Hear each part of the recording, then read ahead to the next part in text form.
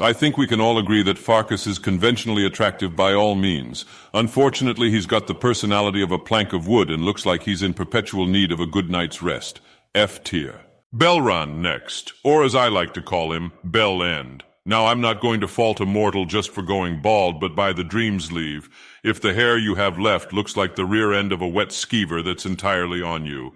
He's a mercenary, so he'll never be short of employment, I guess, but sadly the word sellsword in Old Dunmaris translates directly to filthy outlander, F tier. Now for Kosnak. Gracious, the baleful gaze of this man would be enough to make a Dagoth weep. He should probably join Farkas at the nap club for a while. Still, if you're into fixer-uppers, then Kosnak is about as in need of fixing-upping as any other Breton who doesn't know magic. Somebody should really tell him Swilling Mead isn't the same as taking a fortify speech potion. F tier, but like maybe the high middle end of F tier, you know? Octave's son. Did I say that right? I bet you didn't even know you could marry this fellow. And why should you? An uncouth, unwashed, swilling gambler who needs you to throw your money away for him? Not to mention he treats his own daughter like a Khajiit. This man could be the dark-elfiest dark elf to ever Dunmer, and he'd still be going straight to F tier. Sorry, Octave, oh, confound it, moving on. Mercurio, definitely one of the coolest cats in the 9 holds, and he's not even a Khajiit. Mercurio is a distinguished outlander of poise and class, but clearly doesn't let it get to his head more than it needs to. Truly a man of culture. Unfortunately, not my culture. F tier for filthy outlander. Athis. On a positive note, Athis is probably one of the Dunmer I'm actually most ashamed of. Oh dear. I'd planned on saying something nice, but then my true feelings just wiggled their own merry way out of my mouth. You see, your average Dunmer at least knows how to cast a basic fireball, but I don't think poor Athis even knows how to cast Ancestor's Wrath. I'd ask if he was actually one of those more pallid Bosmer, but I'm worried that might look a bit, well, you know, rude. In any case, he somehow found a way to get Nords to accept him, so I suppose he either has 100 stealth or has somehow managed to cultivate some kind of charisma in the otherwise tepid climes of Skyrim's trite social contrivances. D tier. Next up is Kaden, and he's from a mod. I know if we included every Husbando mod, we'd be here all day, but I just wanted to point out how even having an immaculately hand-sculpted jawline like Kaden's here isn't going to be enough for me to revise my position on Outlanders even a smidge. E-tier. Ainethach now, holy molly mutton macaroni. I would swear this man is an Ohm's rat in disguise. Those chops could probably split wood if you swung him fast enough into a tree. If only he spent as much time plotting as he did grooming his beard, he could probably own all of Markarth by now. F tier. Perth next.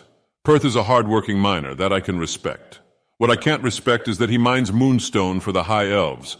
Even if he were a born Dunmer, I'd be demoting him back to Outlander. F tier. Time for Onmond. It might come as a surprise, but I'm actually quite inspired by Onmond. Here is a man who decided he's not going to let the mainstream taboos of his culture hold him back from being a magic wielder. He took a good long look at himself in the mirror, screamed, and then decided he wasn't going to let being a Nord define him. Well done, Onmond. I know it couldn't have been easy. Let me know when you finally get the hang of a levitation spell, and I'll consider bumping you up to E tier with Kaden. Wait, did I put Kaden in E tier? That's not right. F tier. Calder. Calder's got the same look of a stunned broom after half its bristles fell out cleaning old tomato paste from a tavern floor. As far as planks of wood go, he's probably got twice the density of Farkas and Bellend combined. F tier. Dagoth the Slayer. I'm so sorry, but this poor Nord couldn't slay a torch bug if it flew up to his face and pressed E for him. His entire backstory is asking Pops for an allowance, meaning no offense when I say this, Mr. Slayer. But when I say I've seen mudcrabs more fearsome than you, I well and truly mean it in the literal sense. And that's mudcrabs with an S, too, as in plural. There's more than one out there that I've seen more fearsome, no word of a lie. You don't see me calling those little pinchy goobers Mudcrab the Slayer now, though, do you? But you know what? It's never too late to start. Up next, Mudcrab the Slayer, this pinchy goober attack. But he also protect. And just look at how cute his whittle eyeballs are. Unfortunately, he appears to be one of the Skyrim breeds. F tier for filthy outlander. Next is the Mudcrab merchant. Now here's a mudcrab that commands respect. They've got a sleek carapace, an impressive mandibular sprout, and a thriving business model. He's always there for you when you need him. He's rich, and he cares about you more than the world. Truly an A-tier husbando if there ever was one. And if they were only somehow a dark elf, that's exactly where I'd put them. D-tier.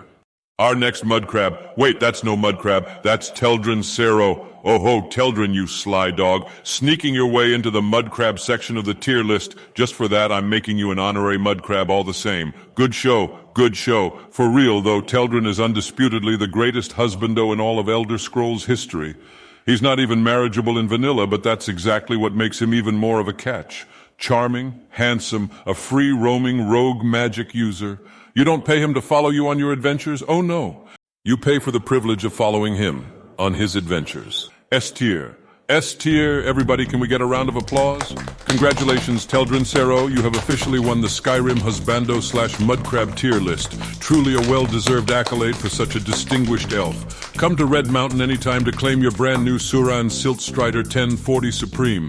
With its revolutionary open-hatch design and extended chitin legs, it'll have you scuttling around Vardenfell in the style you deserve. Remember, Dagoth Ur's tier lists are filmed in front of a live studio audience, mostly live. Some undead and vampiric members are present in the audience. We try not to be too live-centric. I hope you enjoyed today's program. Thank you all for coming and have a wonderful ash choke night.